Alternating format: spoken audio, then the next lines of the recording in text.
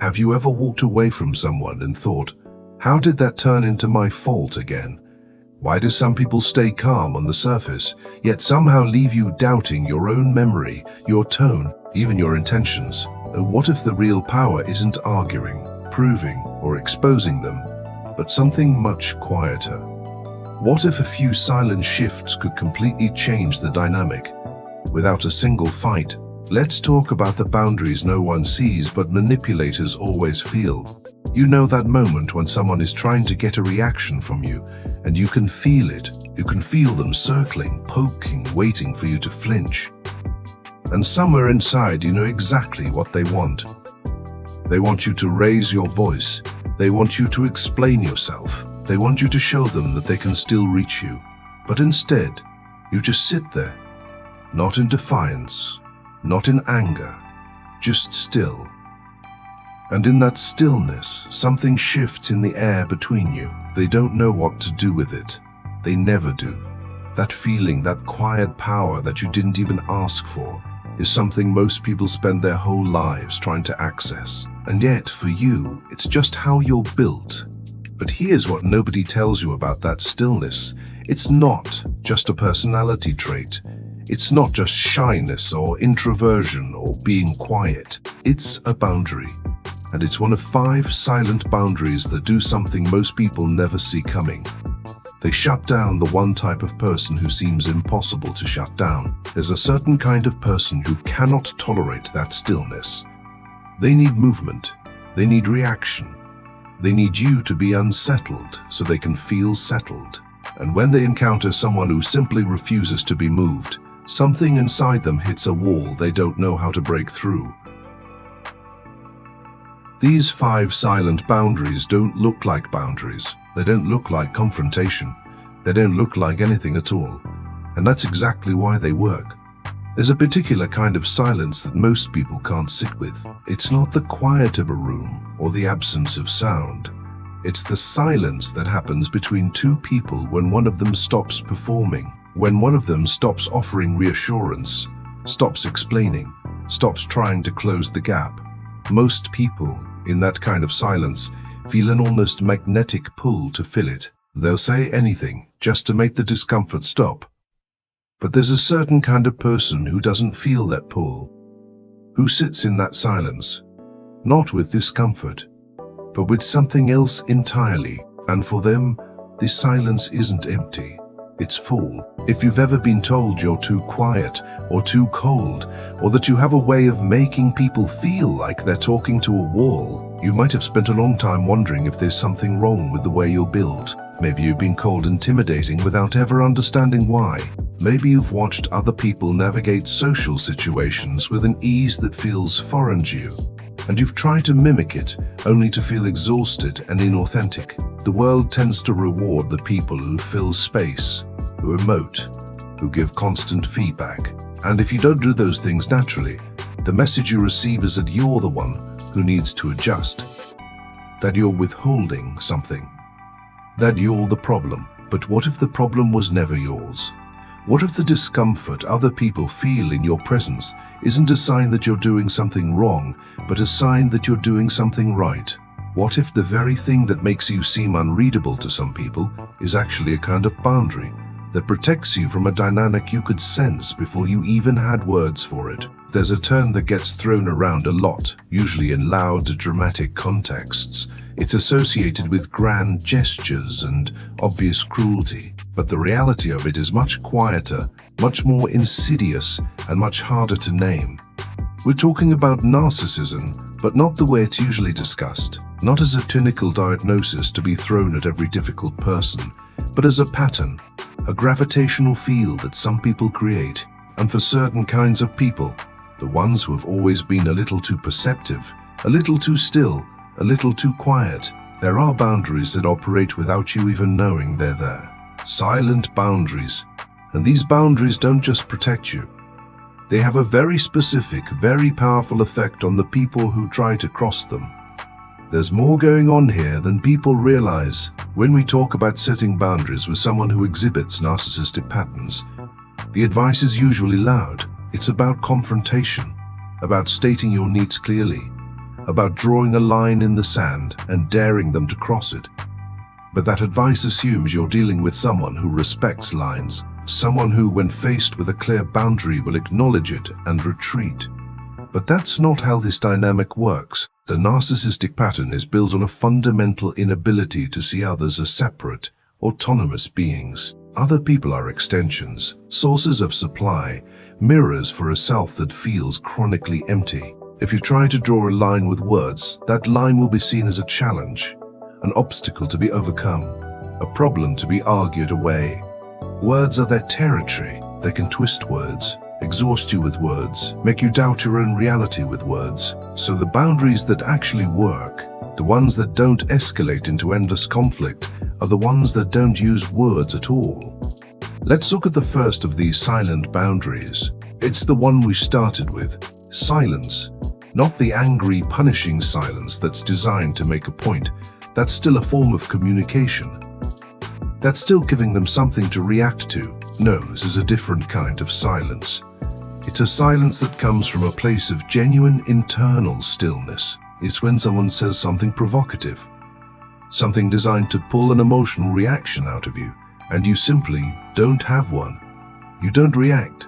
You don't explain why you're not reacting. You don't get a satisfied look on your face. You're just there, present, but completely unreachable by their attempt. Most people, when faced with an attempt to provoke them, will feel the pull. They'll feel the urge to defend themselves, to correct the record, to show the other person that they're wrong. And the person operating from a narcissistic pattern is counting on that. They need that reaction. It's proof that they exist, that they matter, that they can affect someone. But when they're met with absolute stillness, something very interesting happens in their brain. It's a phenomenon studied in neuroscience. Our brains are wired for prediction. We are constantly, unconsciously predicting what will happen next based on past experience. When reality doesn't match the prediction, the brain generates a signal called prediction error. It's a moment of dissonance, a flicker of confusion. For most of us, that's an uncomfortable but manageable experience. But for someone whose entire sense of self depends on being able to control and predict the reactions of others, a sustained prediction error is deeply destabilizing. It's not just uncomfortable, it's existentially threatening. Your silence, your genuine non-reaction creates a void they cannot fill, and they cannot function in a void. The second silent boundary is consistency. There's a pattern often called idealization and devaluation. It's the cycle of being put on a pedestal, only to be knocked off it later. One day, you're the most amazing person they've ever met. The next, you're the source of all their problems. This cycle keeps you off balance. It makes you constantly try to get back to the good version. You start adjusting your behavior, hoping to stabilize the relationship. But consistency acts as a kind of anchor. When you are consistently yourself, regardless of whether you're being idealized or devalued, you introduce a variable they can't manipulate. If you don't get inflated by the praise, you can't be deflated by the criticism. If you remain the same person on Tuesday that you were on Monday, despite them telling you on Monday that you were perfect and on Tuesday that you're worthless, their entire framework for a direction breaks down. The cycle depends on your participation. It depends on you reaching for the carrot and flinching from the stick. If you simply remain steady, the cycle has nothing to hold on to. You're not playing the game, and they can't force you to play if you don't react to the rules. This consistency often gets mistaken for being unfeeling or cold. That's the misunderstanding society places on you. People see your refusal to be swept up in the emotional tornado as a lack of emotion. But it's not a lack, it's a choice, or more accurately, it's a deeply learned survival strategy. For many people who develop this kind of quiet steadiness, it comes from a childhood where emotions were dangerous. Maybe you grew up in a house where someone's moods were volatile, where you had to be hyper-vigilant, where expressing a need or a feeling could trigger an explosion. In that environment, the nervous system learns that the safest place is a quiet place. It learns to dampen its own signals. It learns to observe without participating. This isn't a flaw in your character. This is your nervous system's brilliant creative solution to an impossible situation. It kept you safe then, and it's still protecting you now. even if the context has changed. The third boundary is the absence of explanation. This is often the hardest one for people who were raised to be peacekeepers, people who are taught that if you just explain yourself clearly enough, if you just find the right words, you can make the other person understand. But with certain patterns of behavior, explanation is few.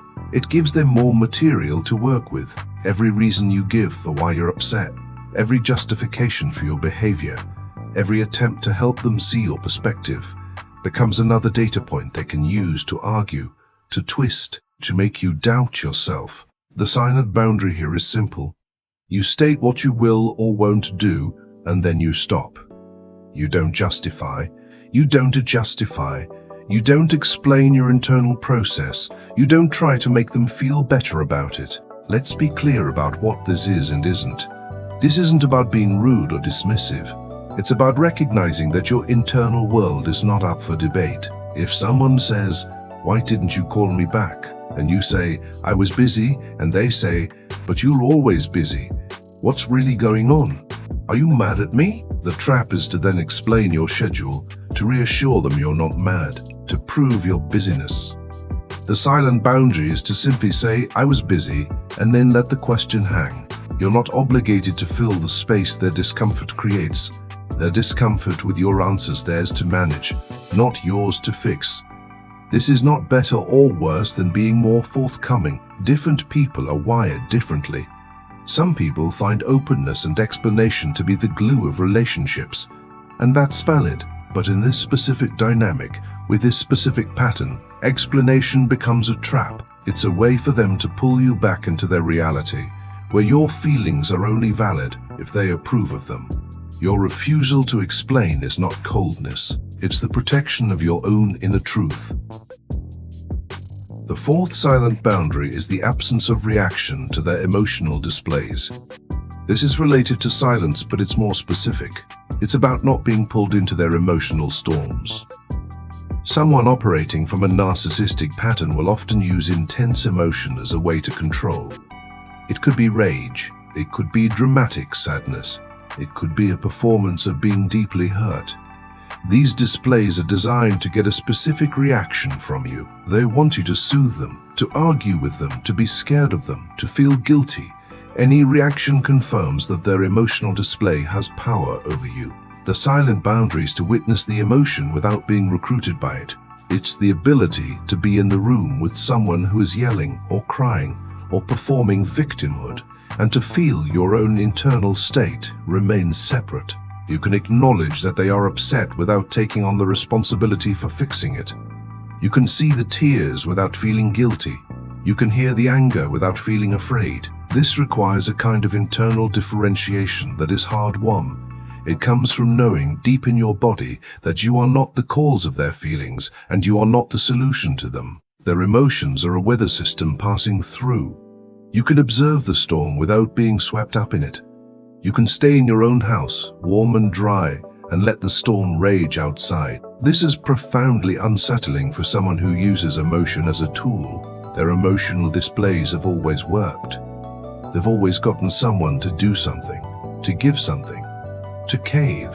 When they encounter someone who is simply unmoved, not in a cold way, but in a way that communicates, "I see that you're in pain, and I hope you find peace, but I can't be the one to provide it." They're faced with a limit they don't know how to cross. There's a paradox here, and it's an important one. The more you practice these silent boundaries, the more you might be accused of being the one who is difficult. You'll be called cold, unfeeling, withdrawn. You'll be told that you're the one who won't communicate, that you're the one building walls. And from the outside, it might look that way. But what's actually happening is that you're refusing to participate in a dynamic that was never healthy to begin with. The quiet cost of this is isolation.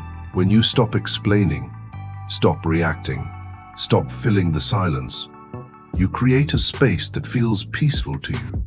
But to others, especially to those who thrive on emotional entanglement, it feels like a rejection, and you will lose people. Not all people, but some people. The ones who could only relate to you through drama, through need, through control. They will fall away, And that loss, even when it's necessary, even when it's a relief, can still be felt. It's the quiet cost of choosing your own peace over someone else's chaos. The fifth and final silent boundary is the most internal of all. It's the boundary of not hoping. This one is subtle and it's painful to talk about because it touches on something very tender. When you've been in a dynamic with someone who repeatedly fails to see you, who repeatedly uses you, who repeatedly cycles through idealization and devaluation, there is often a tiny, persistent hope that this time will be different. That if you just do it right, if you just find the right words, if you just love them enough, they'll finally see you. They'll finally change. This hope is not a sign of weakness. It's a sign that you have a capacity for love and connection that is so deep, you're willing to endure incredible pain just for a chance at it. But that hope is also the thing that keeps you tethered. It's the hook. The silent boundary of not hoping is a quiet internal shift. It's not about becoming cynical or bitter. It's about accepting reality as it is, not as you wish it would be. It's about seeing the person clearly, without the filter of their potential. It's the quiet acknowledgement that they are who they are, and that you cannot love them into being someone else. This boundary doesn't announce itself. It doesn't need to be stated to anyone. It's a decision you make in the quiet of your own heart. It's the moment you stop expecting the almond tree to bear apples. You can still appreciate the almond tree for what it is, from a distance. You can even feel a kind of compassion for it. But you stop standing under it in the winter, wondering why there's no fruit. When you stop hoping for them to be different, something shifts in the dynamic. They can sense it. They can sense that the last thread of your emotional investment has been cut. You're no longer trying to get anything from them. Not understanding, not validation, not love. You're just there, complete in yourself. And for someone who needs to be the source of your emotional highs and lows, your completion is the one thing they cannot penetrate. This way of being, this quiet, steady, unreactive presence is often misunderstood by a world that values loudness and emotional expressiveness. But it has a profound value. It's the value of a deep lake versus a shallow stream. The stream is noisy, active, visible. The lake is quiet, still, and you have no idea what depths lie beneath the surface. You are not broken for being quiet. You are not cold for being unreactive. You are not difficult for refusing to explain yourself. Your experience, the experience of sensing things before they happen, of feeling the undercurrents that others miss, of needing to protect your inner world because it was once so vulnerable. This experience makes sense. It's not a random collection of personality quirks. It's a coherent, logical response to a world that has often felt unsafe. These silent boundaries you carry are not walls to keep love out. They are filters. They let through what is genuine, and they stop what is not. They protect a space inside you that is yours alone, a space that no one can enter without your permission. And that space, that quiet, deep place is where your true strength lies. It's not the strength that fights and argues and tries to control. It's the strength that endures, that remains, that simply is. If this has felt familiar, if something in the quiet of these words has resonated with a part of you that rarely gets spoken to, then you already know there's more to understand. There are deeper layers to this way of being in the world, patterns that were set so early you can't remember a time before them. And in understanding those patterns, not to fix them, but simply to see them, you might find that the silence you carry isn't emptiness at all. It's a different kind of language, and it's one worth learning to speak.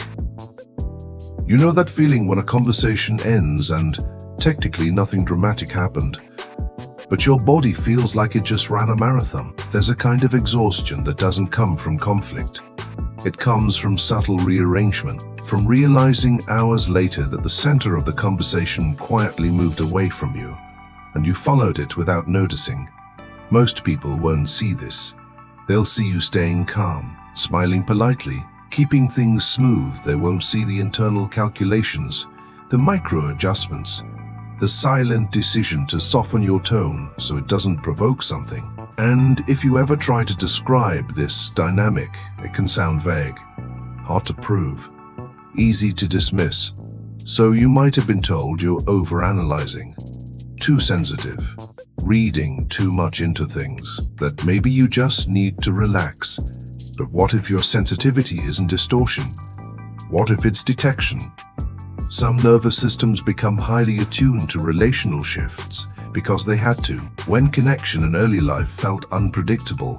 Warm one moment, withdrawn the next. Your body learned to scan.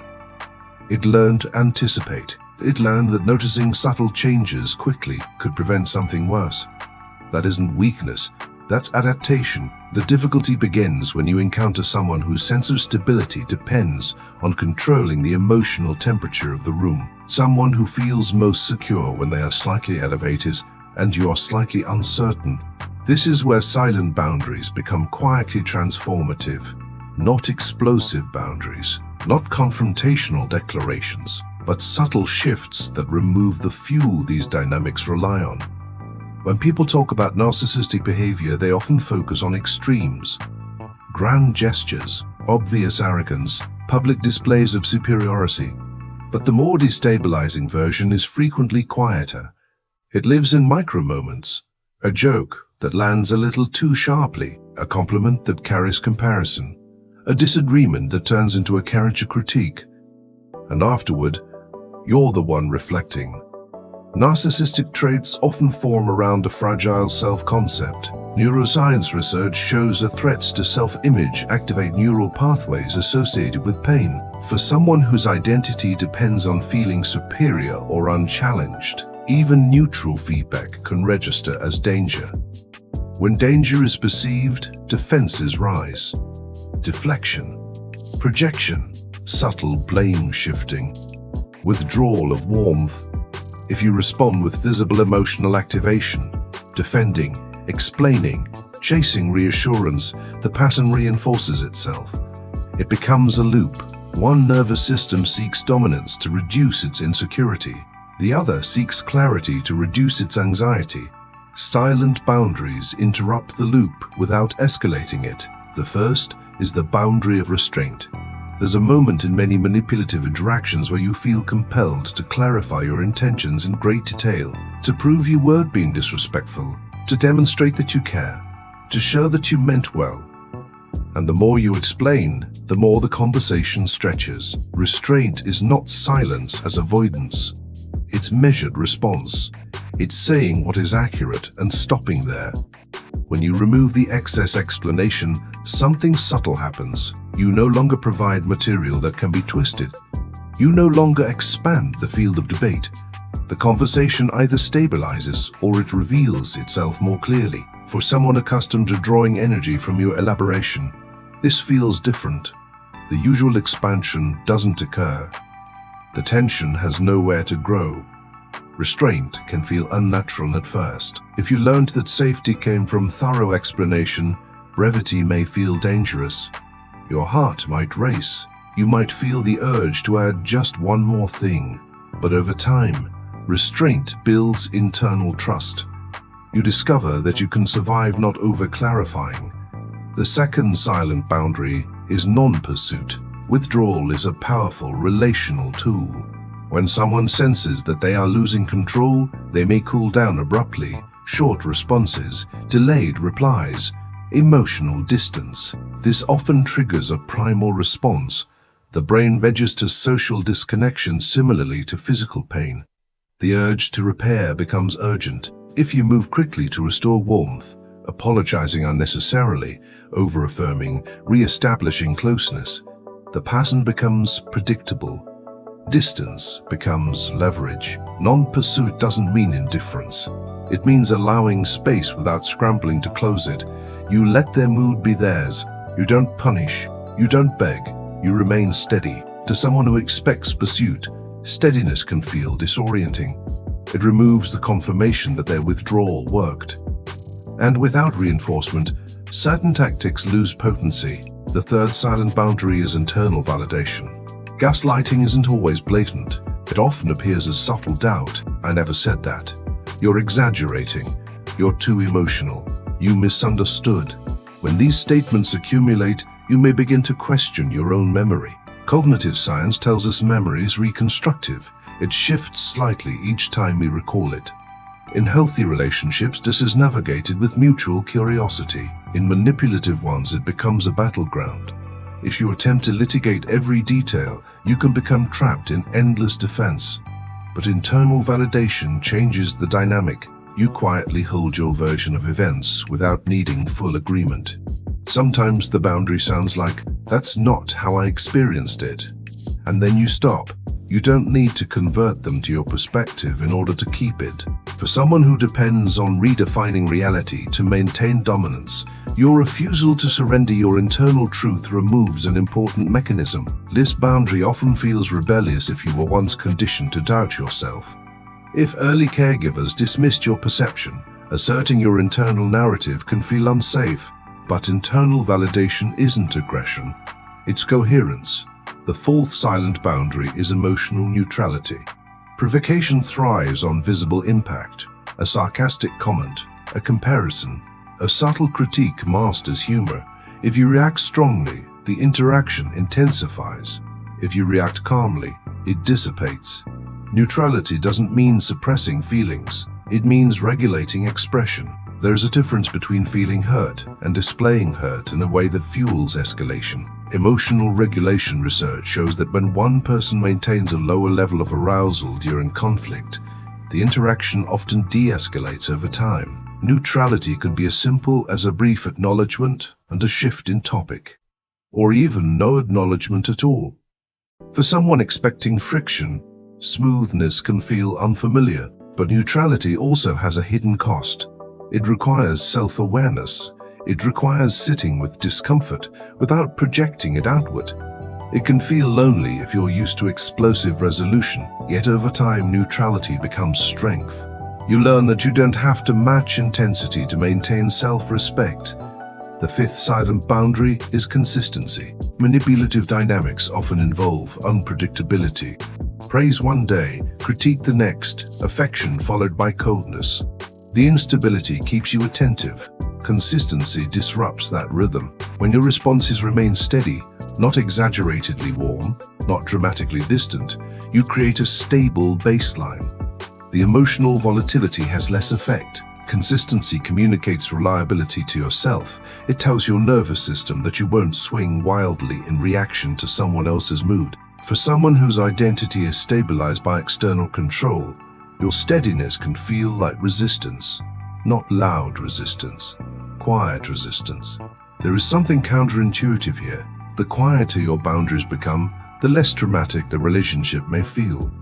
And if you were conditioned to equate intensity with love, this can feel like loss. Adrenaline can masquerade as connection. When drama subsides, what remains may feel unfamiliar. It may even feel empty at first. But emptiness is often space. Space for your own thoughts. Space for genuine affection. Space for relationships that don't require constant calibration.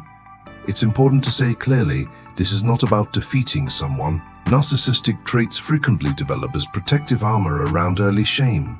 Understanding that context can foster compassion without collapsing boundaries. Different people adapted differently. Some learn to inflate. Some learn to shrink. Neither adaptation is inherently superior.